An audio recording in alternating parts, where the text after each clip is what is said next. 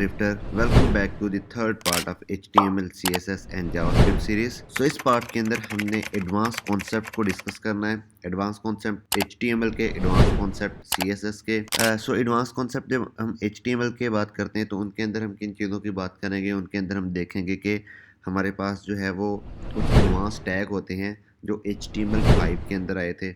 अब HTML5 को भी थोड़ा सा डिस्कस करेंगे कि HTML5 क्या है, फिर उसके अंदर कौन-कौन से जो लेटेस्ट टैग्स आए थे। कुछ टैग्स के मैं यहाँ पर नेम दे देता हूँ, जैसे डिव का टैग है, सो वो बिफोर HTML5 नहीं होता था, तो हम डिव के टैग को डिस्कस करेंगे, बहुत इंपॉर्टेंट टैग है। सो जब हम CSS की बात करते हैं, तो CSS के अंदर भी हम बहुत सारी लेटेस्ट चीज़ों को डिस्कस करेंगे, या उनको कह सकते हैं कि एडवांस चीज़ों को डिस्कस करेंगे। उनके अंदर हम जो है वो पोज़ीशंस को डिस्कस करेंगे, डिस्प्ले जो प्रॉपर्टी है हम उसको डिस्कस करेंगे। देन और भी इस तरह की बहुत सारी प्रॉपर्टीज़ हैं जिनको हम डिस्कस करेंगे, जिनको अभी तक हमने डिस्कस नहीं किया। तो जब हम इन सारी चीज़ों को डिस्कस कर लेंगे इस पार्ट के अंदर, तो उसके बाद जो हमारा नेक्स्ट पार्ट होगा, जिसके अंदर फिर हम इन सारी चीज़ों को यूज़ करते हुए एक कंप्लीट जो है वो कोई एप्लीकेशन डिज़ाइन करेंगे। But before designing a complete application, तो हमें पता होना चाहिए कि एडवांस जो चीज़ें हैं HTML के अंदर वो कौन सी होती हैं, और एडवांस जो चीज़ें हैं CSS के अंदर वो कौन सी होती हैं। बिकॉज़ अगर हम CSS के अंदर और HTML के अंदर ये जो एडवांस चीज़ें इनको नहीं देखेंगे, इनको नहीं समझेंगे, या इनके समझने के साथ-साथ ही हम एप्लीकेशन डिज़ाइन करना शुरू कर देंगे, तो it could be really hard. पहली चीज़ तो हमें कॉन्सेप्ट ज़्यादा समझ नहीं आएँगे, दूसरी चीज़ हमें इम्प्लीमेंटेशन समझ नहीं आएगी।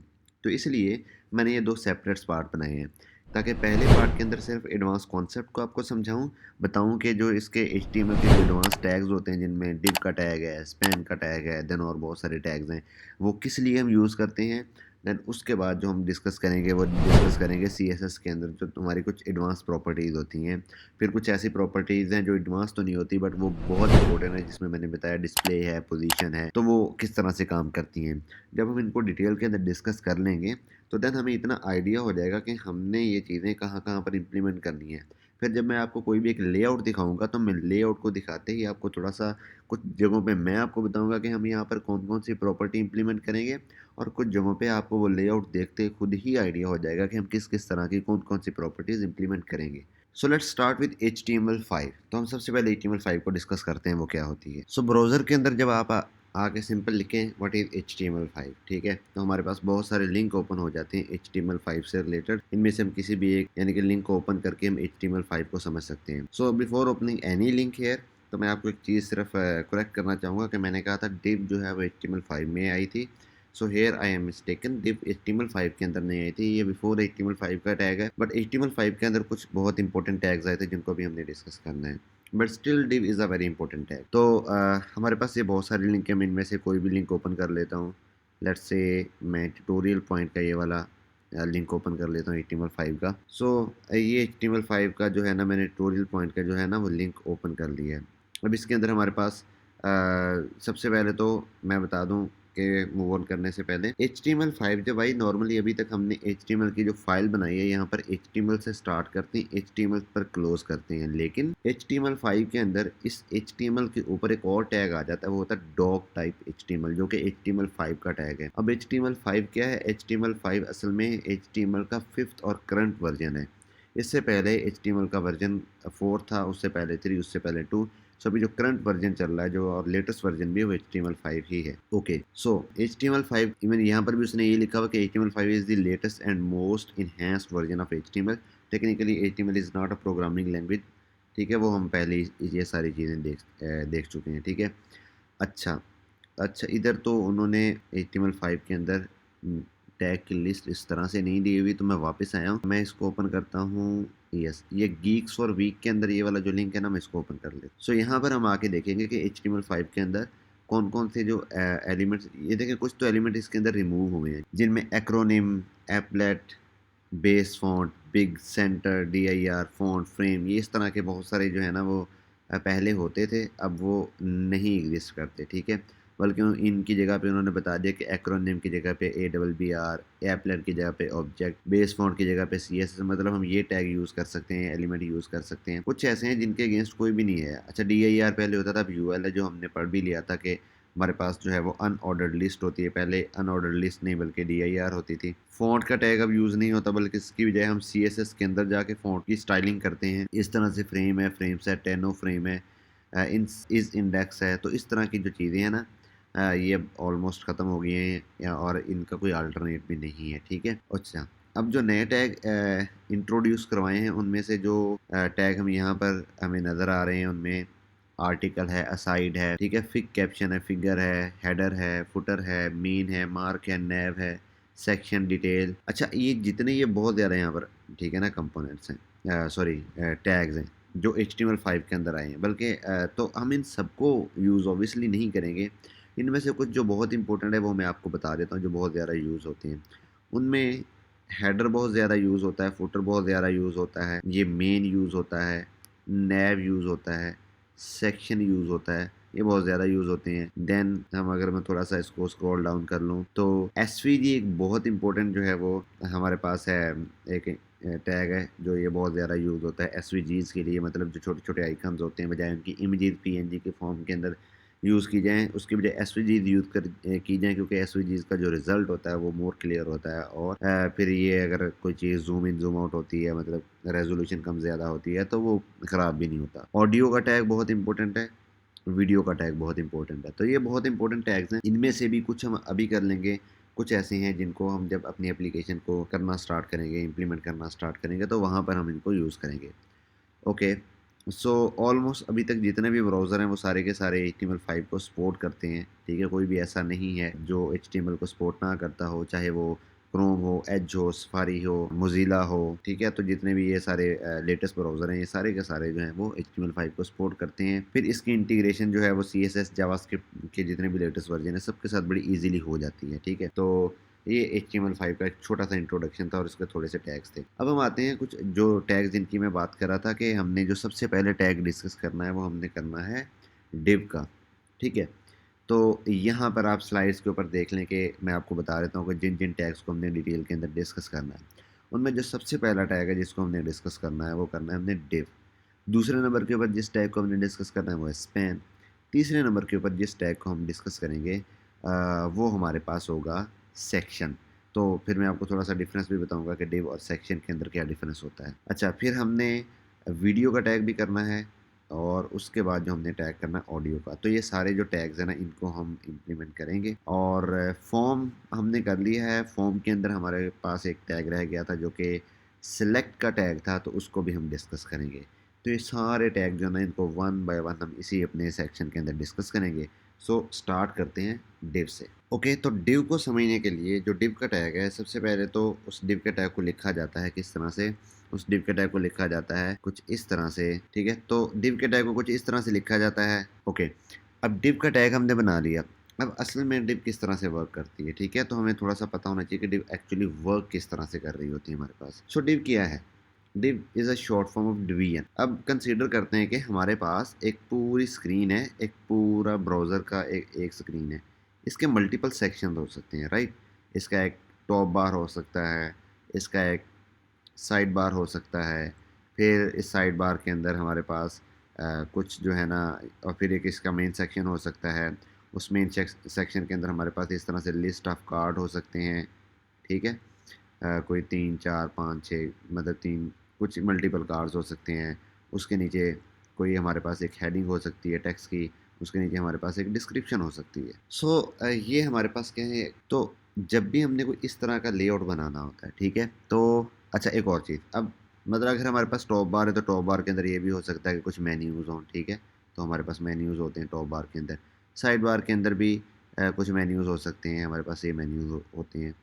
सो अगर आप इस पूरे लेआउट को देखेंगे तो आपको पता चलेगा कि इसके 3 मेजर सेक्शन हैं, टॉप बार, साइड बार, एक मेन सेक्शन।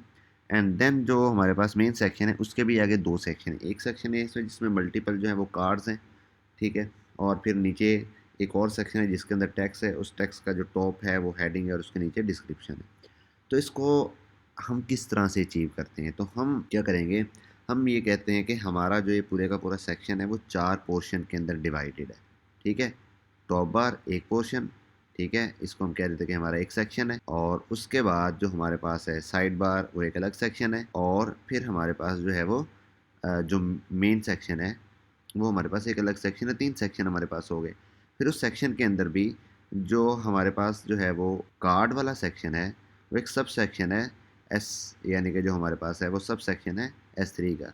तो उसको हम कह देते हैं, वो हमारे पास क्या है, एक S3B1, ठीक है, मतलब सब सेक्शन S3 का सेक्शन 1। एंड देन जो दूसरा सेक्शन है जिसके अंदर डिस्क्रिप्शन लिखी हुई है, टाइटल लिखा हुआ है, वो हमारे पास जो है वो S3 का सेक्शन जो है वो 2 है। अब हम किस तरह से इस चीज़ को अचीव करेंगे, ठीक है। नॉर्मली HTML के अंदर जितनी चीज़ें भी हमें देखी हैं, तो इस तरह का कम्प्लेक्स लेआउट हमें करना, अगर हमने इम्प्लीमेंट करना है, तो वो इस तरह की कोई भी चीज़ हमें प्रोवाइड नहीं करती जिससे हम इस तरह का कम्प्लेक्स लेआउट जो है ना उसको हैंडल कर सकें। बट डिव यहाँ पर काम आती हैं और इस तरह के लेआउट को बनाने में हमें हेल्प आउट करती हैं। तो हम इसमें क्या करेंगे कि जो टॉप बार है उसकी एक डिव बना लेंगे, मतलब एक पूरा वो कंटेनर हो जाएगा। देन उसके अंदर हम सारे का सारा टेक्स्ट लिखेंगे, ठीक है।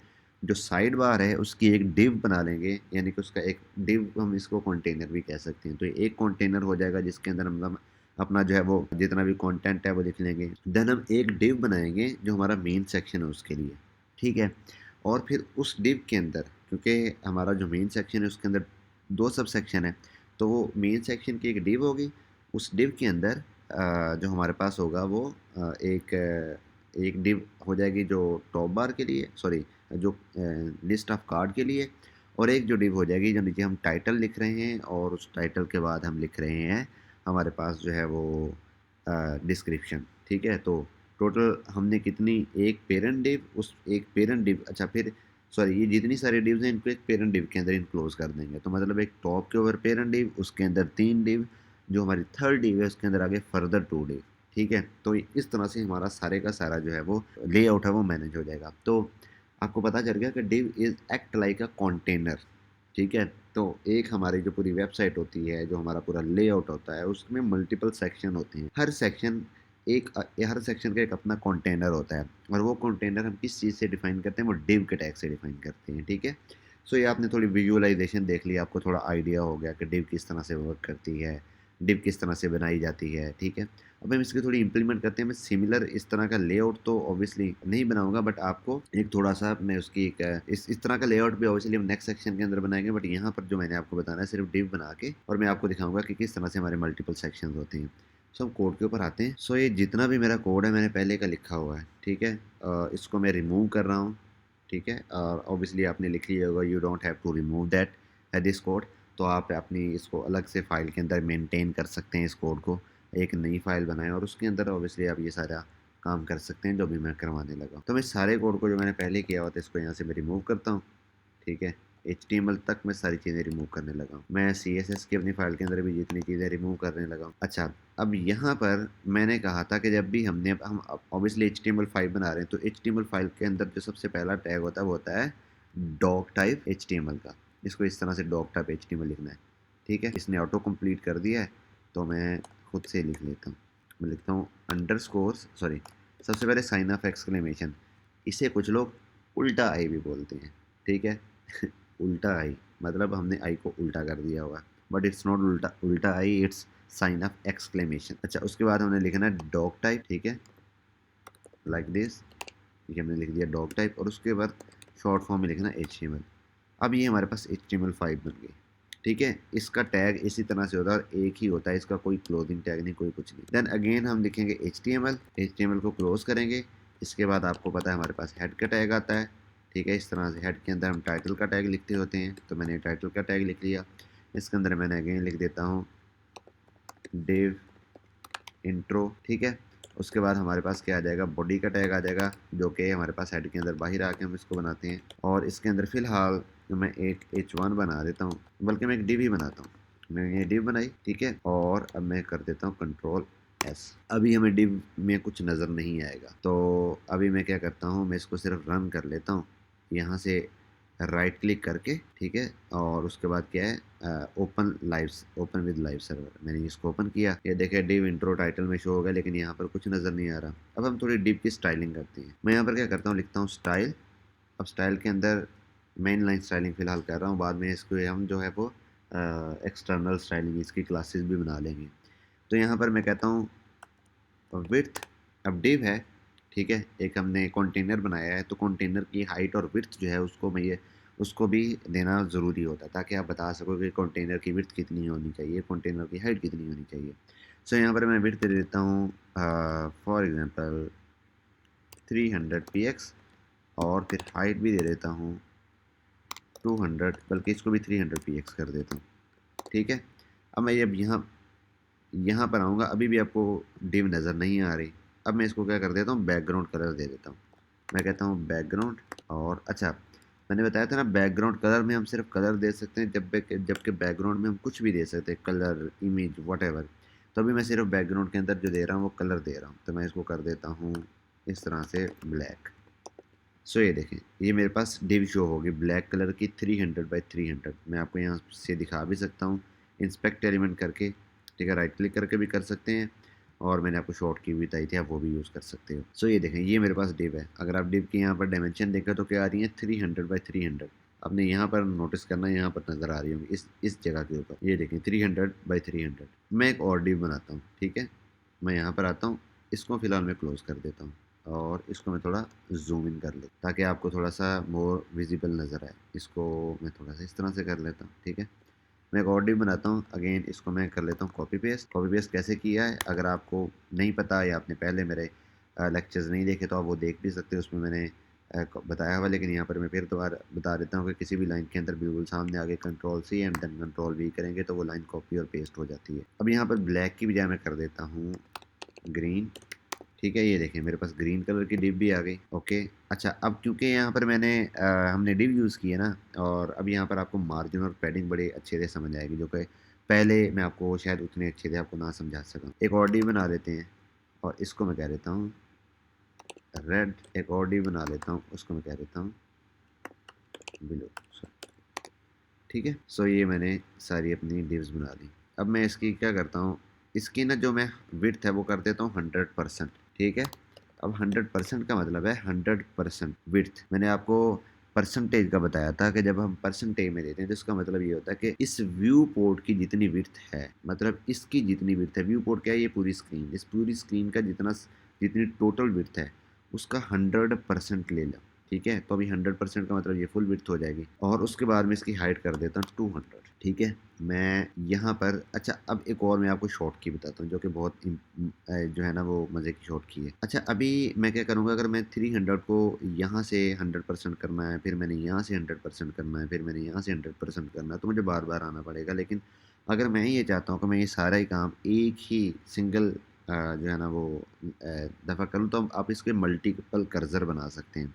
अब मल्टीपल कर्सर बनाने का तरीका ये होता है कि आप क्या प्रेस करोगे, अगर आप मैक के ऊपर हो तो ऑप्शन और कमांड प्रेस करके इस तरह से, मैंने डाउन एरो प्रेस करें तो ये आपके इतने कर्सर बन गए, ठीक है। अब ये सारे का सारा एट अ टाइम हो जाएगा। मैं दोबारा बता देता हूँ, मैक के लिए, विंडोज़ के लिए भी मैं बता दूंगा अभी। मैक के लिए ऑप्शन एंड कमांड की प्रेस करनी है, इकट्ठी प्रेस करके रखनी है, इसको होल्ड करना है प्रेस करके, और उसके बाद डाउन एरो, ठीक है। तो ये नीचे की तरफ कर्सर बनते जाएंगे, अप एरो करोगे तो ऊपर की तरफ बनते जाएंगे। अगर आपके पास विंडो है तो विंडो में आपके पास ऑप्शन की बजाय होगा आल्ट का बटन, ठीक है।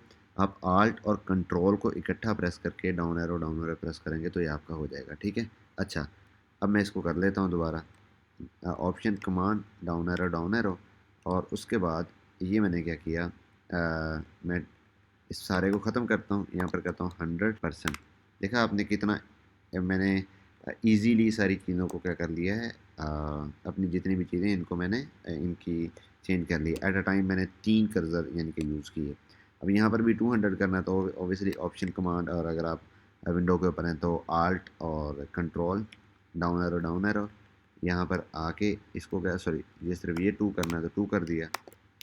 ओके, ठीक है। ये हमारे पास डिव्स बन गई, ठीक है। कितनी, 1 2 3 4। अच्छा, अब मैं क्या करता हूँ, जो मेरे पास डिव है इसको मैं मार्जिन बॉटम देता हूँ। मार्जिन, सॉरी, पहले इसको मुझे यहाँ पर सेमीकोलन लगाना पड़ेगा। मार्जिन बॉटम 10 px, बल्कि मैं 20 कर लेता। अच्छा, एक और काम करता हूँ, बजाय यहाँ पर मार्जिन देने के, क्योंकि मैं यहाँ पर क्या करता हूँ, आके इस जगह पे मल्टीपल कर्सर बनाता हूँ, ऑप्शन कमांड, और यहाँ पर मैं लिखूँगा अब मार्जिन बॉटम, और उसके बाद मैं लिख दूँगा 30 px। मेरा सेमीकोलन खुद ब खुद आ गया, अगर आपका नहीं आया होगा तो आपने लगा देना है 30 को मैं कर देता हूँ 20। लेट्स सी, यस, ये देखें मार्जिन आ गया। तो मार्जिन क्या हुआ, डिव ने अपनी बॉटम डिव को मार्जिन दिया, इसने बॉटम से स्पेसिंग दी, इसने बॉटम से स्पेसिंग दी, इसने भी बॉटम से स्पेसिंग दी हुई, लेकिन इसके नीचे कोई चीज़ नहीं है तो इसलिए मैं वो स्पेसिंग नज़र नहीं आ रही। ठीक है, ये मार्जिन इस तरह से स्पेसिंग देता है। अब हम देखते हैं कि हमारे पास पैडिंग भी किस तरह से वर्क करती है। डिव तो हम साथ साथ देख ही रहे हैं। अब इसके अंदर, अब हर डिव के अंदर आके मैं कुछ भी लिख सकता हूँ। ठीक है, जो इस डिव के अंदर चीज़ें लिखूंगा वो इसी डिव के अंदर रहेंगी। तो मैंने इस डिव के अंदर आके लिख लेता हूँ, एक तो h1 लिख लेता हूँ और इसको मैं कह देता हूँ div 1, और यहाँ पर आके एच पी लिख देता हूँ और इसको मैं कह देता हूँ div 1 लेआउट एग्जाम्पल। ठीक है, अच्छा, अब यहाँ पर वो नज़र इसलिए नहीं आ रहा है क्योंकि इसका कलर बाय डिफ़ॉल्ट ब्लैक है। तो मैं एक काम करता हूँ, वो मैं क्या करूँगा कि मैं स्टाइल के ऊपर ही आता हूँ। सबसे पहले तो मैं यहाँ पर आता हूँ, इस पूरे स्टाइलिंग को यहाँ से कॉपी कर लेता हूँ, यहाँ पर आता हूँ और मैं इसको कह देता हूँ डॉट कंटेनर में क्लास बनाता हूँ। अच्छा, मैं डॉट कंटेनर, आज आपको थोड़ी सी इफेक्टिवनेस क्लास की समझ आएगी। अब देखें हमारे पास इन सारी डिव्स के अंदर कुछ कॉमन प्रॉपर्टीज़ हैं। ठीक है, और वो कौन कौन सी हैं, ये जो 3 प्रॉपर्टीज़ है ना, ये कॉमन है, width, height and margin bottom. सिर्फ ये बैकग्राउंड की प्रॉपर्टी जो है वो डिफरेंट। ठीक है, इसके लिए मैं क्या करूँगा, इसके लिए मैंने एक क्लास बनाई कंटेनर की, तो और इसके बाद मैं यहाँ पर कर देता हूँ आईडीज़ बना लेता हूँ। आईडीज़ में बनाता हूँ ब्लैक, क्योंकि ब्लैक तो हमारे पास एक ही डिव है। उसके बाद हमारे पास क्या है, रेड, तो मैं कर देता हूँ रेड बैकग्राउंड, रेड। ठीक है, और उसके बाद हमारे पास क्या है, ग्रीन, तो यहाँ पर क्या आ जाएगा, बैकग्राउंड ग्रीन। फिर उसके बाद हमारे पास क्या है, ब्लू, तो यहाँ पर बैकग्राउंड क्या आ गया, ब्लू। ठीक है, एक और एक, अब क्योंकि h1 जितने भी हैं मैं इनको चाहता हूँ कि मेरे पास वाइट आ जाएं, तो अब मुझे क्लास की ज़रूरत नहीं, मैं सिंपल यहाँ पर लिख देता हूँ h1 और इसका देता हूँ कलर जो है वो होना चाहिए वाइट। और अच्छा, अब आप मल्टीपल सेलेक्टर्स भी लिख सकते हो, एट अ टाइम आप मल्टीपल सेलेक्टर भी लिख सकते हो। उसका तरीका होता है कि जिस तरह से मैंने लिखा ना h1 साथ ही लिख दूँ p, तो इसका मतलब है कि h1 और p जो है ना, इन दोनों के लिए कलर ये मेरे पास हो जाए। अब मैं यहाँ पर आके सबसे पहले तो इसको क्या करूँगा, लिंक कर लूँगा। लिंक करने का तरीका हमें पता है, यहाँ पर लिखना है इस तरह से सिंपल लिंक। उसके बाद इसको सेल्फ क्लोज कर देना है। इसके अंदर सबसे पहले क्या लिखना है, href, और href के बाद क्या लिखना है, इस तरह से डॉट, इस तरह से आके स्टाइल डॉट css, समझे, क्योंकि रिलेटिव पाथ देना है। तो डॉट का मतलब ये है कि जो जो सेम डायरेक्टरी है, ठीक है, इसी डायरेक्टरी के अंदर रहते हुए स्टाइल डॉट css के अंदर चले जाओ। अच्छा, अब उसके बाद यहाँ पर क्या देना है, रिलेशन लाजमी देना है, और रिलेशन क्या है, स्टाइल शीट। ठीक है, वापस आते हैं, ये देखें डिव ये हमारे पास आ गया। और अब एक और चीज़, अब ये सारी जो स्टाइल यहाँ से मैं ख़त्म करने लगा हूँ इस डिव का, मैं यहाँ पर क्या दूंगा, क्लास, और इस क्लास को मैं क्या दे दूंगा, कंटेनर। ठीक है, मैंने ये दे दिया कंटेनर, और आईडीज़ को क्या दे दूंगा, आईडीज़ को दे दूंगा ग्रीन या ब्लैक। ठीक है, ये देखें बिल्कुल वो स्टाइलिंग अप्लाई हो गई है। अब ये इसको मैं यहाँ से कॉपी करता हूँ इस तरह से, और इधर आके पेस्ट कर देता हूँ इस तरह से, और यहाँ पर आईडी ब्लैक की भी जगह कर देता हूँ ग्रीन। इसको यहाँ से, सॉरी ग्रीन नॉट ग्रीन, इसको भी मैं यहाँ से इस तरह से करता हूँ, कंट्रोल वी कर देता हूँ, आईडी में कर देता हूँ रेड। इसको भी यहाँ से मैं ख़त्म करके पेस्ट कर देता हूँ, और आईडी यहाँ पर मैं क्या कर देता हूँ, ब्लू। अच्छा, अब कंटेनर की स्टाइलिंग सबके ऊपर अप्लाई हो जाएगी। ठीक है, और जबकि ये जो आईडी है ब्लैक ग्रीन रेड ब्लू, ठीक है, क्योंकि ये यूनिक है। ब्लैक ऑब्वियसली ये क्लास कहीं और यूज़ नहीं कर, सॉरी ये स्टाइलिंग कहीं और यूज़ नहीं करनी, ग्रीन वाली स्टाइलिंग कहीं और यूज़ नहीं करनी, रेड वाली ब्लू वाली, तो ये यूनिक है। इसलिए इनकी जो स्टाइलिंग मैंने आईडी के अंदर लिख ली, जो कलर वाली है, जो बैकग्राउंड वाली, बाकी जो कॉमन स्टाइलिंग है वो हमने क्लास में लिखी। तो ये समटाइम हम करते होते हैं कि हमारी कॉमन स्टाइलिंग हम एक क्लास के अंदर लिख लेते हैं, और जो अनकॉमन होती है उसको कोई सेपरेट क्लास बना के आईडी बना के हम उसको लिख लेते हैं। सो ये देखें हमारे पास वो सारा स्टाइल उसी तरह से इंप्लीमेंट हो गया, जबकि मैंने सिर्फ यहाँ पर कंटेनर लिखा हुआ है। अब मैं इसको भी कॉपी करता हूँ, मैं यहाँ पर पेस्ट कर देता हूँ, इसको इधर पेस्ट कर देता हूँ, इसको इधर पेस्ट कर देता हूँ। इसको मैं कह देता हूँ ब्लू, इसको भी ब्लू कह देता हूँ, इसको कह देता हूँ रेड, इधर भी मैं लिख देता हूँ रेड, इधर मैं लिख देता हूँ ग्रीन, इधर भी मैं लिख देता हूँ ग्रीन। वापस आते हैं, सो ये देखें। अच्छा, अब आपने मार्जिन देखा था ना कि मार्जिन ये बॉटम से आया हुआ था। अब मैं डिव को जाके हर डिव को देने लगा हूँ पैडिंग, तो हर डिव को अब सेपरेट सेपरेट पैडिंग देने की ज़रूरत नहीं है, मैं सिंपल कंटेनर की क्लास को जाके पैडिंग दूंगा। मैं यहाँ पर आता हूँ, और यहाँ पर आके लिख देता हूँ पैडिंग। अच्छा, अब पैडिंग अगर आप सिर्फ पैडिंग लिख देना तो इसका मतलब ये होता है कि टॉप, लेफ्ट, राइट और बॉटम चारों साइडों से पैडिंग पैडिंग आ गई है। लेकिन अगर आपने किसी स्पेसिफिक साइड से देनी है तो उसके लिए आपको डिफाइन करना पड़ता है कि पैडिंग टॉप है, ठीक है, या पैडिंग लेफ्ट है, या पैडिंग राइट है। तो अभी मैं सिर्फ देने लगा हूँ पैडिंग। तो सिर्फ पैडिंग का मतलब ये होता है कि लेफ्ट, राइट, टॉप और बॉटम यानी कि चारों साइडों से बराबर पैडिंग आ जाएगी। मैं आपको दिखा भी दूँ तो मैं कह देता हूँ 20 px। मैंने 20 px की पैडिंग दे दी। ये देखें पैडिंग पे क्या हुआ, पैडिंग के अंदर डिव ने अपने इनर कंटेंट को, ठीक है, इनर कंटेंट को अपने अपने आप से स्पेसिंग दे दी है, ठीक है। जबकि मार्जिन में क्या हुआ था, मार्जिन जब मैंने बॉटम किया था तो डिव ने अपने से नीचे वाली जो दूसरा डिव थी यानी कि जो उसकी सिबलिंग थी, ठीक है, सारी डिव्स आपस में सिबलिंग है ना। हम यहाँ पर आते हैं, ये देखें ये सारी डिव आपस में क्या है, सिबलिंग है। तो उन्होंने क्या किया था, इस डिव ने नीचे वाले डिव से अपने आप को स्पेसिंग दी थी, मतलब अपने सिबलिंग जो एलिमेंट है, अपना सिबलिंग जो टैग है उससे अपने आप को स्पेसिंग दी थी। जबकि जो पैडिंग क्या काम करती है, पैडिंग ये काम करती है कि अपना जो इनर कंटेंट होता है उससे अपने आप को, अपने बॉर्डर्स को स्पेसिंग देती है, ठीक है। तो जैसे हमने यहाँ पर देखा, तो आपने पैडिंग को भी समझ लिया, हमने क्लासेस को थोड़ा सा और डिटेल में देख लिया, और हमने साथ में देखा कि हमारे पास जो होता है आईडी हम किस तरह से यूज़ कर सकते हैं, डिव किस तरह से आपका एरिया कवर करते हैं। और जो मैंने आपको कहा था कि मैं आपको पैडिंग दिखाता हूँ, तो ये देखें यहाँ पर मैं इंस्पेक्ट एलिमेंट करता हूँ, ठीक है, ये कंटेनर के ऊपर है। सो यहाँ पर आपको विजुअली नज़र आ रहा होगा कि अगर आप देखोगे ना कि इसका थोड़ा सा कलर और होगा, ऊपर वाला थोड़ा सा हाईलाइटेड कलर और होगा, ठीक है। तो आपको यहाँ पर विजुअली नज़र आ रहा है ऊपर जो बिल्कुल सेंटर वाला वो ज़्यादा हाईलाइटेड है, वो ग्रेस सा है, टॉप वाला थोड़ा ग्रीनिश सा है, ठीक है। तो इस तरह से हाईलाइट किया हुआ है। और अगर मैं आपको यहाँ पर आके नीचे एक बॉक्स बना होता है, सो यहाँ पर भी अगर आपको मैं दिखाऊँ तो 20 px पैडिंग टॉप से है, लेफ्ट से है, बॉटम से है, राइट से, जबकि मैं, और ये देखो ये मार्जिन होता है, ठीक है, मार्जिन आउटर आउटर जो स्पेस होती है, यहाँ पर आपको नज़र भी आ रहा है, इधर जगह से हाईलाइट हो जाएगा। ये देखें बॉर्डर ऑब्वियसली नहीं है तो इसलिए बॉर्डर आपको नज़र नहीं आ रहा, पैडिंग है तो आपको ये पैडिंग नज़र आ रही है, विजुअली नज़र आ रही है, और ये आपका इनर कंटेंट है अभी, ठीक है। सो इस तरह से आप चेक भी कर सकते हैं। सो ये हमारे पास डिव को हमने कवर कर लिया। सो नेक्स्ट टैग जिसको हम डिस्कस करने जा रहे हैं वो हमारे पास है सेक्शन का टैग, ठीक है। अब सेक्शन का टैग शुरू में आपको लगेगा कि शायद ये उसी तरह से काम करता है जिस तरह से डिव का काम करता है। अगेन इसका भी ऑलमोस्ट काम ये होता है कि ग्रुप करना चीज़ों को, ग्रुप टुगेदर एंड देन उसको व्यू करवाना, ठीक है। But the difference between div tag and section tag is, जो सेक्शन टैग होता है उसका एक स्पेसिफिक मीनिंग होता है। कैसे होता है अभी बताता हूँ मैं आपको। और जो डिव टैग होता है उसका कोई स्पेसिफिक मीनिंग नहीं होता, ठीक है। कैसे नहीं होता, अगेन अभी मैं आपको बताता हूँ, ठीक है। एग्जाम्पल मैं आपको देता हूँ। डिव टैग क्या है, मैंने अपने जो है ना वो मेरे पास एक लेआउट था जो मैंने आपको पहले भी एग्जांपल दी थी, ठीक है। तो मैंने अपने पूरी एप्लीकेशन को मल्टीपल जो है ना वो सेक्शंस यानी कि मल्टीपल सेक्शन ही मैं उसको कहूँगा, उसमें डिवाइड कर लेना, top bar, side bar and जो मेन मेन कंपोनेंट है, तो मैंने डिव यूज़ की और वो उस तरह से काम हो गया। हमने जब भी काम भी किया तो उसके अंदर भी 4 डिव्स बनाई थी, तो 4 डिफरेंट कंटेनर्स बन गए थे। जबकि सेक्शन टैग हम वहाँ पर यूज़ करते हैं। अगेन अगर आप मेरे फर्स्ट जो अगर आपने पार्ट देखा था वहाँ पर, और इवन के इंट्रोडक्शन देखा होगा, तो दोनों के अंदर मैंने एक चीज़ यूज़ की थी कि HTML क्या हम यूज़ करते हैं, HTML हम यूज़ करते हैं डॉक्यूमेंट्स को क्रिएट करने के लिए, राइट। तो आपने जितने भी डॉक्यूमेंट्स देखे होंगे आपने देखा होगा कि डॉक्यूमेंट के अंदर जो डॉक्यूमेंट लिखा होता है उसके अंदर मल्टीपल सेक्शंस होते हैं।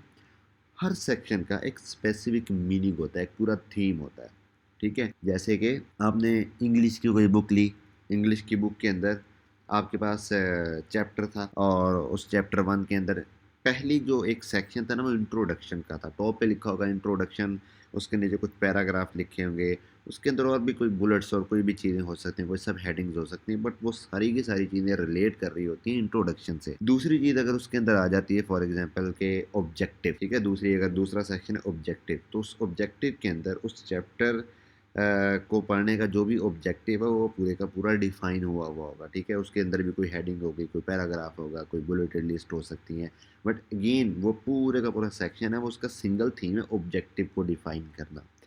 सिमिलरली HTML के अंदर भी हम सेक्शन तब बनाते हैं जब हमें लगता है कि एक पर्टिकुलर पीस ऑफ इंफॉर्मेशन उसका एक प्रॉपर थीम है, ठीक है।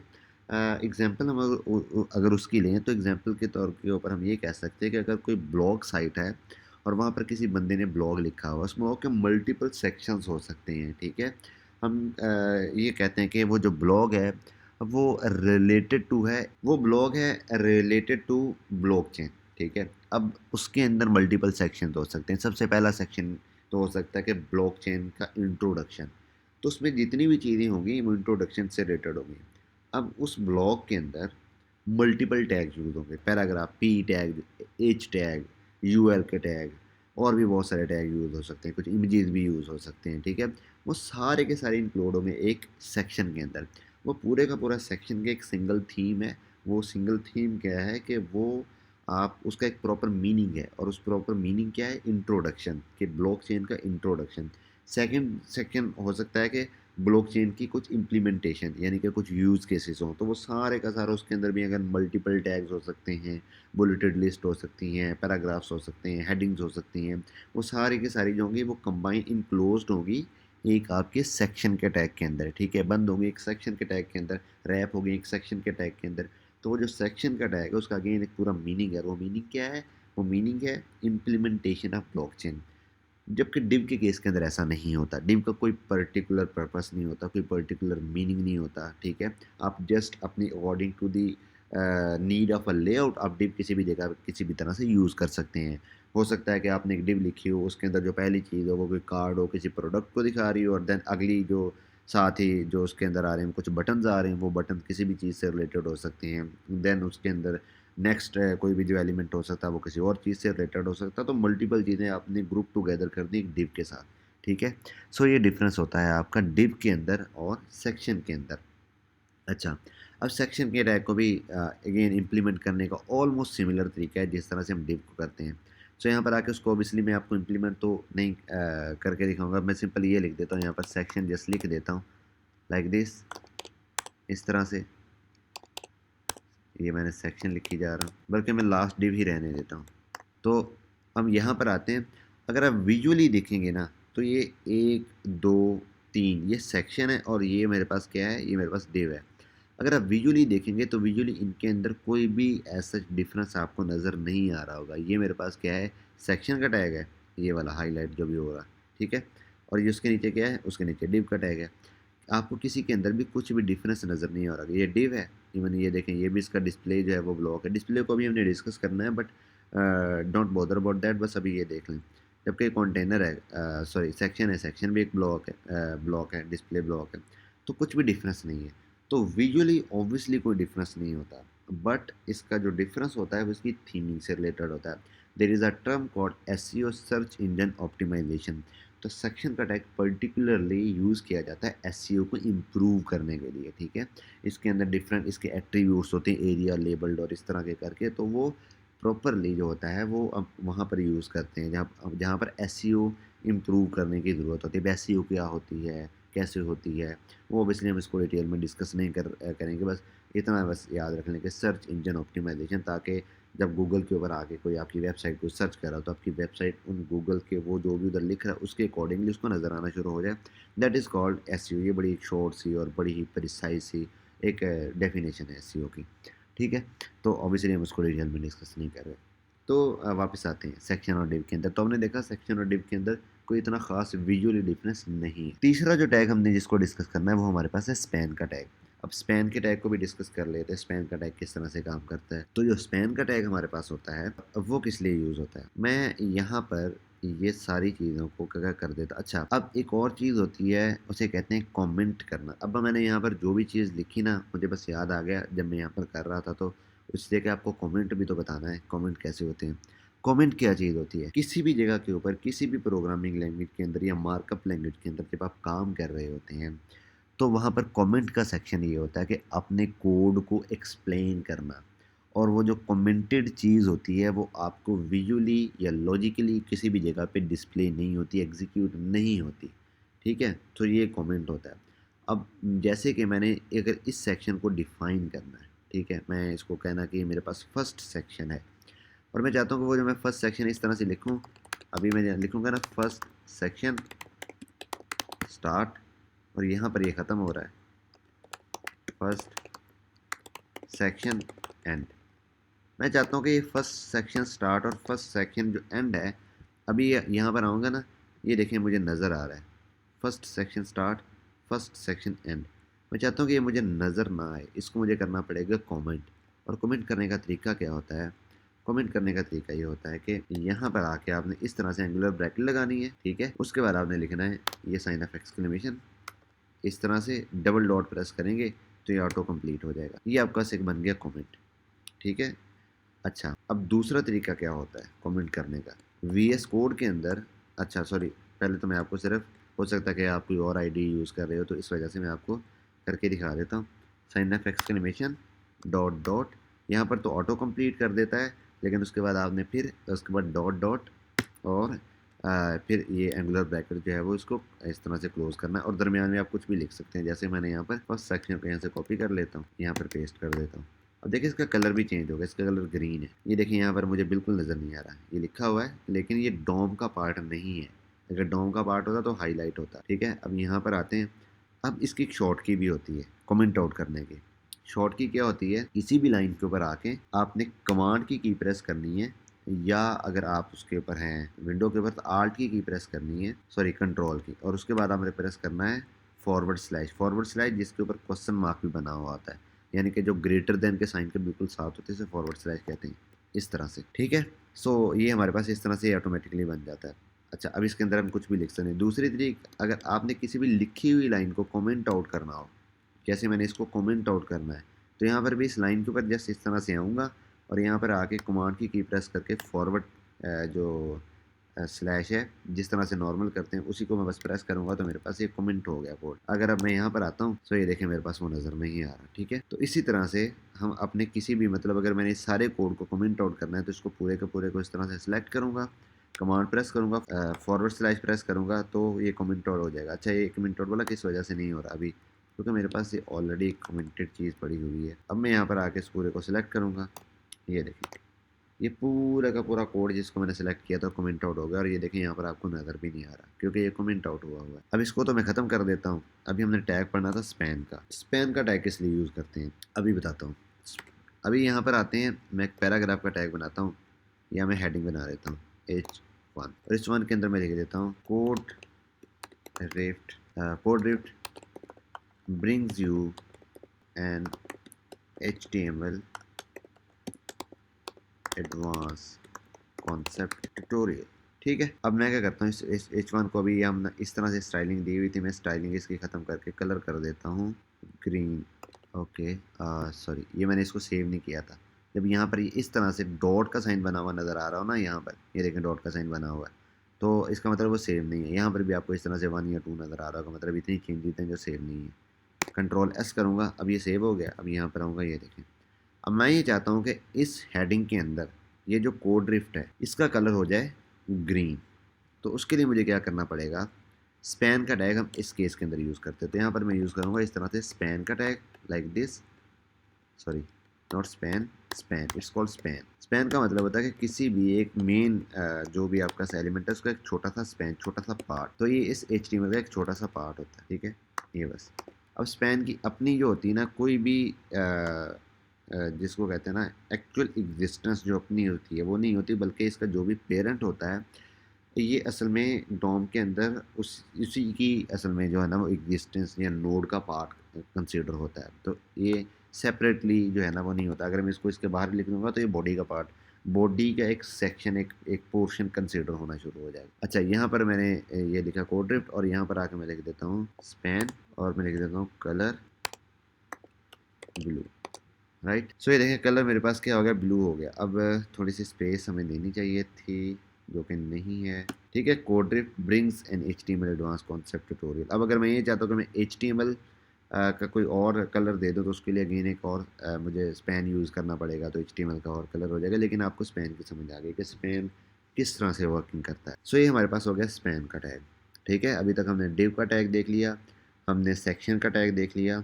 हमने स्पैन का टैग देख लिया। अब जो अगला जो टैग है वो अगेन बहुत इंपॉर्टेंट है, और वो है वीडियो का टैग। तो मैं इसको ख़त्म करता हूँ पूरे को, वीडियो के टैग को यहाँ पर लिखता हूँ वीडियो, राइट। अब वीडियो के टैग को इस तरह से, वीडियो का टैग जो होता है इस तरह से, इसका स्टार्टिंग टैग होता है और फिर इसका एक क्लोजिंग टैग होता है, फिर इसका एक चाइल्ड टैग होता है, उसे कहते हैं सोर्स, इस तरह से, ठीक है। सोर्स। अब सोर्स के अंदर एक और टैग होता है SRC। अब SRC वो टैग होता है जिसके अंदर आपने वीडियो का लिंक देना हो, ठीक है। अभी हम आते हैं और इस वीडियो का कि जो है ना, जो भी वीडियो हमने यूज़ करनी है उसका लिंक देते हैं। अब हमें पता है कि मैंने आपको बताया था कि दो तरह के जो है ना हम यूज़ कर सकते हैं पाथ। जिस तरह से इमेज के अंदर हमने रिलेटिव पाथ तो किया था, एब्सोल्यूट पाथ नहीं किया था। अभी जो एब्सोल्यूट पाथ है अगेन, मैं एब्सोल्यूट पाथ तो यूज़ नहीं करूँगा, बल्कि मैं यूज़ करूँगा एक एक्सटर्नल लिंक। तो एक्सटर्नल लिंक जब भी आपने इमेज के लिए यूज़ करना, एक्सटर्नल लिंक का मतलब होता है कि वो इस आपके कंप्यूटर के अंदर नहीं होगा, वो किसी और जगह के ऊपर, किसी वेबसाइट के ऊपर पड़ा होगा और वहाँ से आप उसको एक्सेस कर रहे होंगे। तो यहाँ से मैं आता हूँ, मैं एक वेबसाइट ओपन करता हूँ, जिस तरह से हमने अनसप्लाई देखी थी, वहाँ पर इस तरह से एक और वेबसाइट है, उसे कहते हैं पेक्सल। पिक्सल्स भी लोग इसे कहते हैं, पेक्सल्स भी कहते हैं। So whatever you want to call it, you can call it. तो हम यहाँ पर आएंगे पेक्सल, और यहाँ पर हम लिख देते हैं, इस पे आकर मैं वीडियोस लिखता हूँ। मैं यहाँ पर लिख देता हूँ HTML। सही है ये। सो ये HTML की यहाँ पर मेरे पास वीडियो आ गई। यहाँ पर हम कोई भी एक वीडियो यूज़ कर लेते हैं। मैं यूज़ कर लेता हूँ ये वाली वीडियो, राइट। सो अब इसके ऊपर क्लिक करूँगा, इस तरह से अगर इस वीडियो को क्लिक करूँगा ना, तो ये वीडियो पूरी की पूरी इस तरह से एक्सपेंड हो जाएगी। तो डाउनलोड कर लेता हूँ। ये मेरे पास डाउनलोडिंग स्टार्ट हो गई, अभी डाउनलोडिंग कंप्लीट हो जाएगी। सो डाउनलोडिंग क्योंकि कंप्लीट हो गई है, मैं अपने फ़ोल्डर के अंदर जाता हूँ। इसको यहाँ से मैं Ctrl+C करता हूँ। मैं आता हूँ जहाँ पर ये आपका, आप भी यहाँ पर इसी तरह से आ सकते हैं। अपने फ़ोल्डर के अंदर आके उसको पेस्ट कर लीजिएगा। ये मैंने पेस्ट कर लिया, ठीक है। इसका मैं नेम जो है वो चेंज कर देता हूँ। मैं इसको कह देता हूँ सिंपल vid.mp4। अब यहाँ पर हमने आना है, इसके अंदर आके लाइक दिस, ठीक है, और vid.mp4, राइट। अब हम यहाँ पर आते हैं, ये देखें ये वीडियो हमारे पास आ चुकी है। अब इशू ये है कि ये वीडियो का साइज़ क्योंकि यहाँ पर बहुत बड़ा है, तो मैं यहाँ पर आके इस वीडियो के स्टाइलिंग कर देता हूँ। तो स्टाइल के टैग के अंदर आके यहाँ पर सिंपली मैं लिखूँगा वीडियो, और उसको लिख देता हूँ विड्थ 80% कर देता हूँ, हाइट 500px कर देता हूँ, ठीक है। अच्छा, अब आप कह सकते हैं कि वीडियो हमारे पास रन क्यों नहीं हो रही, तो उसकी वजह ये है कि वीडियो जो हमारे पास टैग है, इसके कुछ और टैग्स भी होते हैं। यहाँ पर हम कहते हैं, इसको कहते हैं ऑटो प्ले। तो जैसे ही हम यहाँ पर आएंगे, से देखें वीडियो स्टार्ट होगी।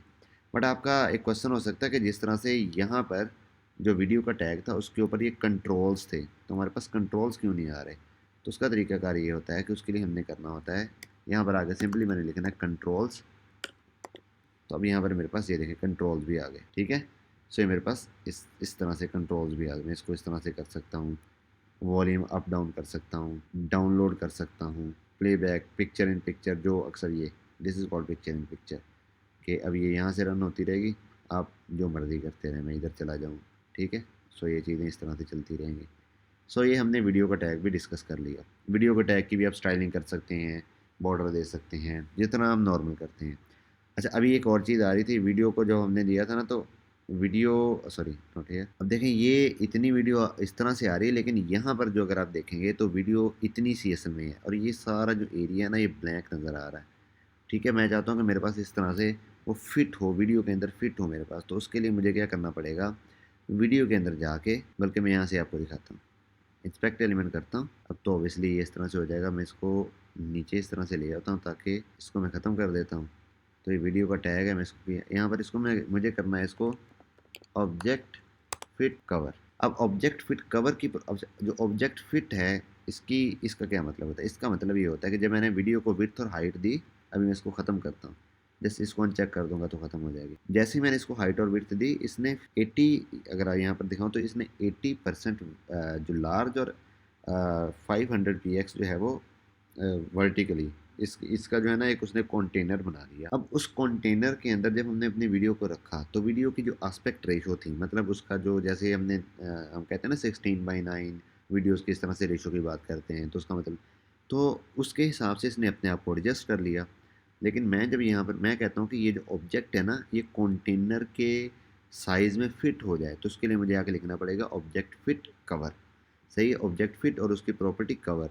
इसकी प्रॉपर्टी होती है कंटेन। कंटेन असल में वही काम करती है जो वो पहले कर रही थी, ठीक है। दे होती है फिल।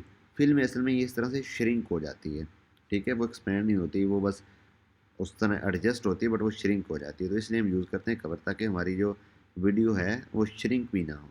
अब जब मैं इसको ख़त्म करता हूँ, ठीक है, तो ये मेरे पास आ गया। ये देखें अब ये मेरे पास रन हो रहा है और ये पूरी जितनी भी मैंने इसको हाइट और विड्थ दी थी उसमें आ रहा है। अब मैं अगर आके इसके आगे थोड़ी इसकी हाइट बढ़ा देता हूँ 700, सो ये देखें ये 700 px।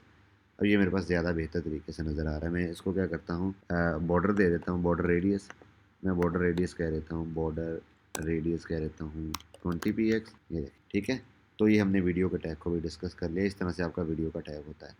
तो उसके अंदर कौन कौन सी चीज़ें होती हैं, उसके अंदर ऑटो प्ले का टैग होता है, उसके अंदर कंट्रोल्स का टैग होता है, तो और भी मल्टीपल टैग्स होते हैं। तो वीडियो का टैग भी डिस्कस हो गया। अगेन ऑडियो का टैग, ऑडियो का टैग जो है वो आप लोगों के लिए जो है वो एक टास्क है आपका कि आपने ऑडियो का टैग खुद से डिस्कवर करना है कि ऑडियो का टैग किस तरह से आपने एक ऑडियो का टैग लगाना है। ऑलमोस्ट सिमिलर होगा जिस तरह से वीडियो का टैग हम यूज़ कर रहे हैं, उसके अंदर भी ऑटो प्ले होगा, कंट्रोल्स होगा और देन आपने वहाँ पर कोई भी एक ऑडियो डाउनलोड करके वहाँ पर चलानी है और चेक करना है कि आपकी ऑडियो चल रही है कि नहीं चल रही। ठीक है।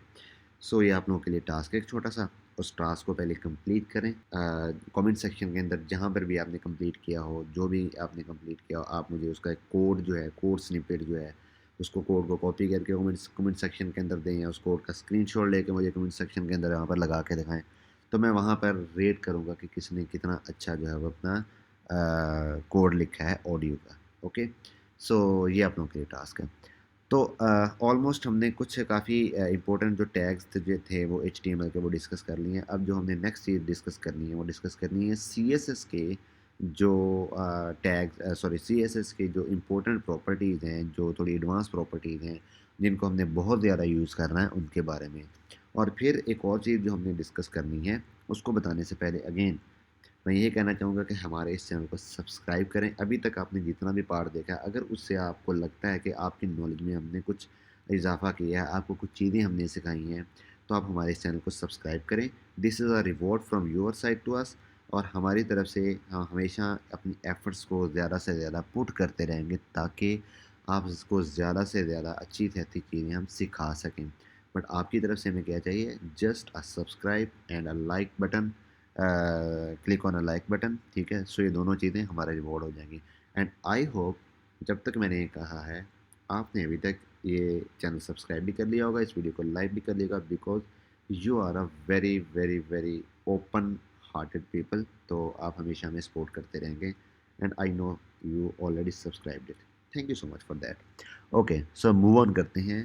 तो जो मैं बात कंप्लीट कर रहा था उसको मैं कंप्लीट कर। कलर अभी तक हमने जितने दिए ना, मैंने कलर्स के नेम लिखे हैं but we can not remember colours क्योंकि colours there are so many colours. ठीक है। अगर आपको ये मेरे VS कोड का जो यहाँ पर एक व्यू नज़र आ रहा है तो यहाँ पर ऑलमोस्ट ब्लैक कलर है, लेकिन ब्लैक कलर के भी कितने शेड्स आपको नज़र आ रहे हैं। ये अलग शेड है, ये अलग शेड है, ये अलग शेड है। ठीक है। ब्लैक के या ग्रे के अगर आप इसको शेड कह सकते हैं तो वो भी शेड है। देन अगर आप देखें तो ये भी ब्लू कलर है और ये भी ब्लू कलर है, ये जो मेरा बॉटम बार है। अब ब्लू कलर के यहाँ पर दो शेड्स हैं। ठीक है। तो इस तरह से हमारे पास मल्टीपल शेड्स होते हैं, हर कलर के मल्टीपल शेड्स होते हैं, तो हम याद नहीं रख सकते।